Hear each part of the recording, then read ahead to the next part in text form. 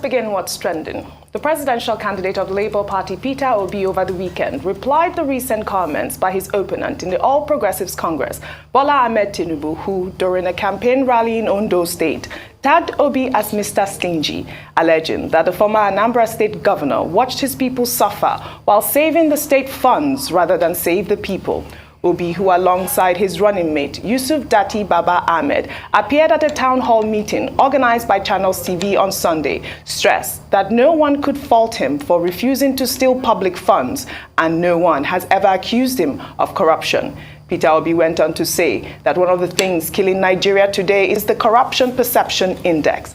Tinubu, during the rally in Ondo State, also called Peter Obi a heartless governor and cautioned Nigerians to beware of salesmen selling fake merchandise. It is true that the heartless governor will owe back money when hungry school children, roads and clinics went into disrepair. Neither the city dweller nor farmer prospers during such a time. In the end, he received to save the people because he preferred to save the money. And he claimed to be a party labor. Is that labor? Is that labor? You will have to be laboring under a terrible delusion if you think he will do a better job for this nation than he did for Anambra State. Buyers, beware. A salesman selling a fake merchandise. Beware of people like Obi. My people, you cannot entrust your future or that of our nation to Mr. Said Everything, Atiku, or the stingy Mr. Obi. Tinubu's rally in Ondo State generated a lot of reactions. Let me take some. This person wrote, when Obi was governor, he paid stipends to the elderly, paid salaries, paid pensions, built infrastructure, and he still saved. The people didn't go hungry. Countries with a huge foreign reserve are the most economically viable. Tinubu just endorsed Obi for president. Well, Jasper wrote, Peter Obi is financially prudent. He ran a successful 8 years without borrowing, but still saved. His savings was used to build the airport by his successor. APC, on the other hand, has incurred 77 trillion naira debt for the next administration with hunger in the land. While Collins wrote, Nigerians, notice how Peter Obi and Datti has answered questions on the Channel TV town hall meeting, and not for once have they mentioned Tinubu, Atiku, or Buhari's name. They are so engrossed on issues of national development instead of gossiping colossal failures. I mean, I think that this person's tweet is completely what we need to hear from these presidential candidates. I mean, I know Dr. Bati is always talking about the vitriol and how it is against the law for these candidates to continue to insult one another. I felt that was quite unnecessary, Dr. Bati. They didn't only insult Peter Obi, he also said that Atiku would sell our country. Yes, he said to reject Mr. Privatize and avoid Mr. Stingy, Peter Obi. But I mean, maybe we shouldn't dwell on this. We've made a point here again and again that the Electoral Act is very clear about the need to be civil, about the need to avoid toxicity, harsh language, hate speech, and all of that. But the reason is that nobody is enforcing that section of the Electoral Act, or nobody is making enough effort to sanction these political parties, because there are penalties under the law that you don't go out of your way, just to lower the other person in the estimation of others. However, some people will say during political season, it's standard practice for politicians to demarcate each other But if it now becomes standard fare, then of course, that will be setting the wrong type of example, particularly for spokespersons and surrogates who see the body language or the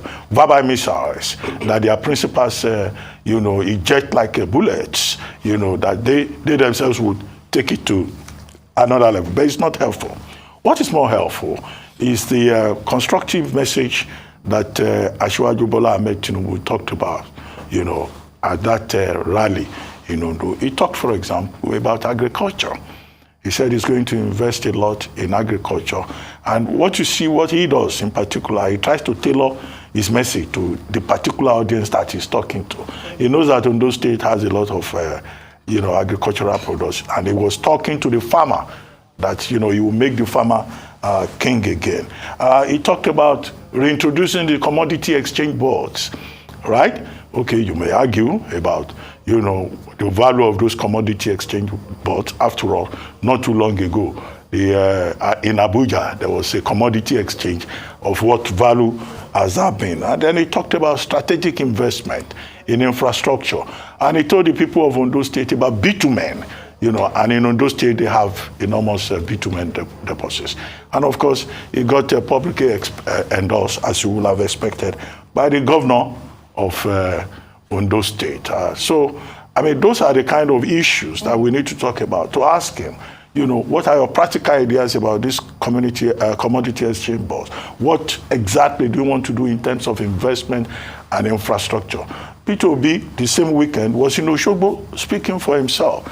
So it's for the Nigerian people to make their choice. Yes. If he says Atiku is Mr. Privatize, okay. Is it possible for anybody to sell everything on top of our heads in this space? Wow, it's not possible.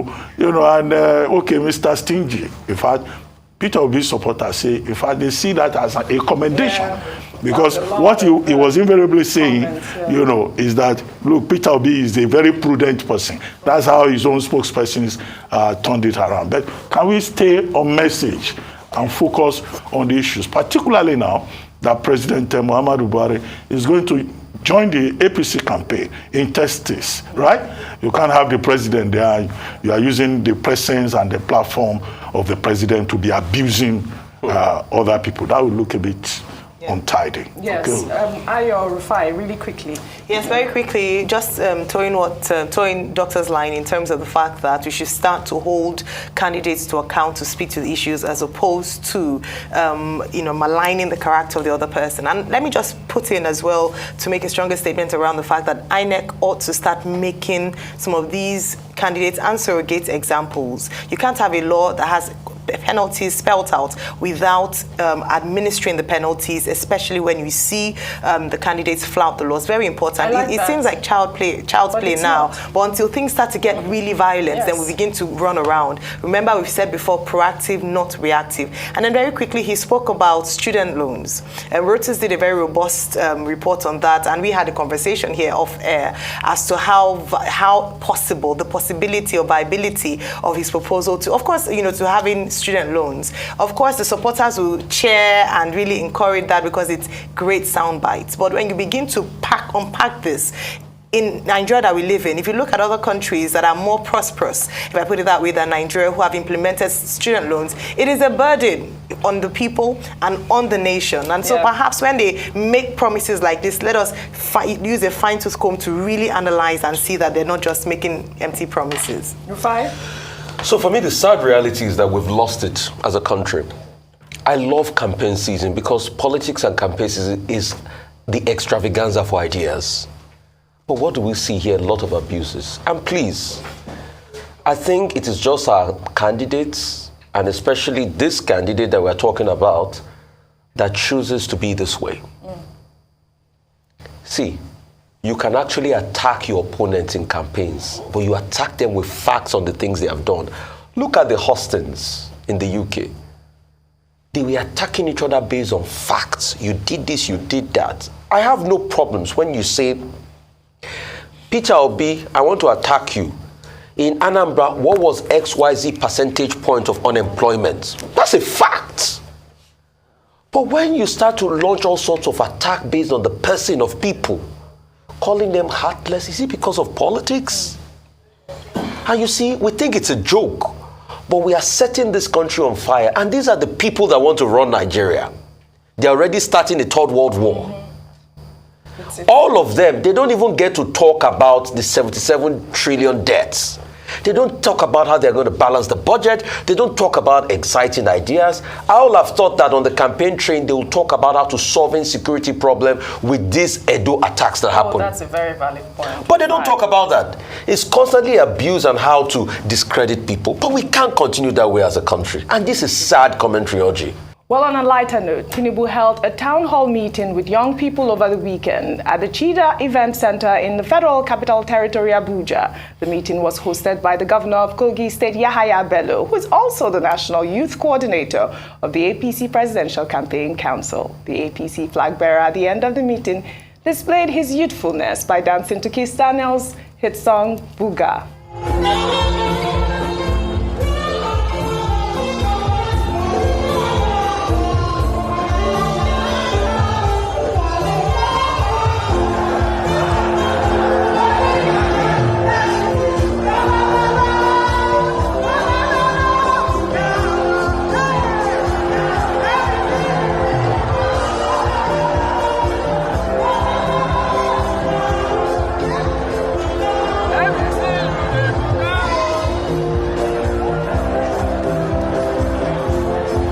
You know you started this Buga trend on a rise. You know you did that.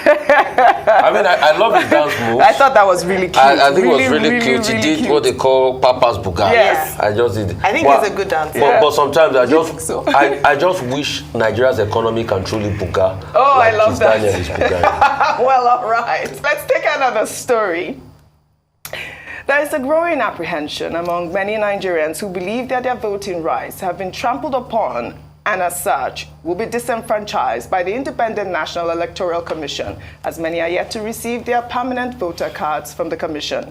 In Edo State, citizens staged a protest blocking a major highway, demanding for their voting rights. Oba is blocked because of the PVC.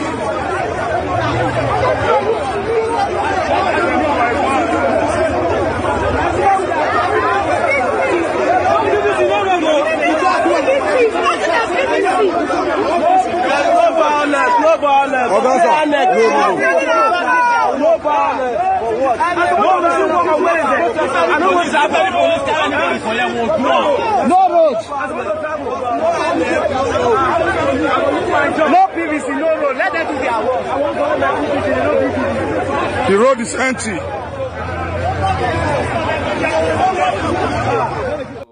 I cannot stop highlighting this issue in Nigeria. On Friday, we discussed, a polling unit where they were, closed at 1 p.m. That was in Abuja instead of, the usual 4:30 p.m. And now these people in Edo State, also in Lagos, there was another video that was trending over the weekend, about some alleged parties going in to stop votes, like to even cancel names. It became even a tribal allegation. This man here, they accused him of, removing Igbo names from the register, which was quite appalling to see. I know, Rufai, you had a comment about these people in Edo State. If you can make that comment really quickly, and then... Okay, real quickly, please, INEC, make it as much as possible very easy for people to pick up their PVCs.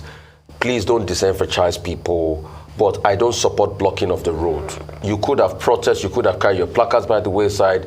You can also go to the court. And I think people should start even thinking of going to the court to be able to seek for extension, because a lot of people will be disenfranchised already. So I think people should start filing suits in the court, and probably we can get INEC to seek extension for this, because this process is not even working at all. People are not picking up their PVC. But I don't support blocking the road, because that can lead to more mayhem and all of that. Please. Well, yes, while I do agree with you that it might lead to more mayhem, and yes, there are better ways to resolve issues. I just think that this is a representation of the feelings of frustration of people in Nigeria. And unfortunately, they leave no room for us but to take on, these kinds of action. But like has been said again and again, perhaps it's time for INEC to consider extending the date, 22nd of January, for the last date of collection. It is not realistic. They have to. Dr. Abati.